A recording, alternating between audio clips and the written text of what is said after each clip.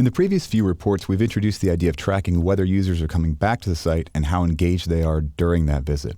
Now we'll look to segment that data into histogram-style buckets to try to gain more insight into what's actually happening when visitors come to our site.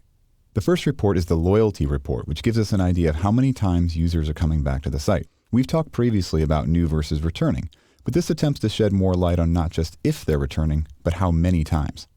As we saw in the new versus returning, less than 10% in total are returning visitors, and over half of them, 5.67%, have only been to the site one other time. It quickly drops off, and we see for this site, folks don't tend to come back multiple times, so we better make sure we do everything we can to keep them on the site once we get them here. Now this report will vary widely, and we can see a slightly different report here if we switch to another site that's going to look a little bit different. If you see large numbers clustered down here at the bottom, be sure to check to see if you're counting your internal traffic. In other words, people within your organization, as they may be skewing your stats by hitting on a daily basis. Another thing to keep in mind when we see this bump in traffic down here is that it's not necessarily that more of these visitors coming back. This is the part of the histogram where it starts to group larger and larger quantities of times together. And so it makes sense that these are going to be a bump from those times when we were counting individual times previously to when we go to counting 5 at a time, 10 at a time, and 25 at a time. The next report is the recency report. It also examines the returning visitor, but instead of showing the quantity of times returned, it shows how far back the previous visit was. Again, we see this bump in traffic halfway down where the buckets start to grow to larger numbers. Also, keep in mind the ability for Google Analytics to track this accurately means the cookies must be intact. The chance that a person deletes their cookies within a day or two is relatively low.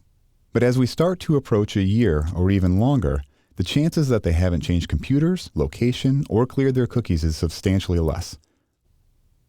Length of visit is a highly illuminating report because it exposes just how misleading averages can be. It is well known within user experience circles that most people spend less than 10 seconds on a page, which is backed up by this data. We can see that by far the biggest bucket is visitors who spend very little time on the site and are probably contributing towards the bounce rate. But if you recall from the trending reports, the average time on site was 1 minute and 41 seconds because there are just a few people that spend a great deal of time on the site. However, it would be very misleading to believe that the majority of people spend 1 minute and 41 seconds on the site due to the average when we can see here that the majority are in the less than 10 seconds bucket. Worse yet, those folks that spend a great deal of time and distort the average oftentimes are internal to our organization, folks working from home and other non-customer, non-external visitors that we aren't generally focused on in our web analytics endeavors.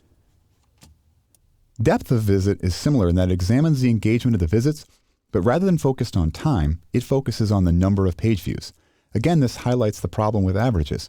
If you recall, the average number of page views per visit for the site was 3.34 pages per visit.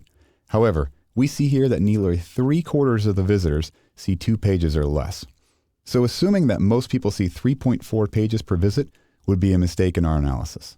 The visitor loyalty reports can shed a great deal of insight into how visitors are using our site both over the course of time and within a specific session.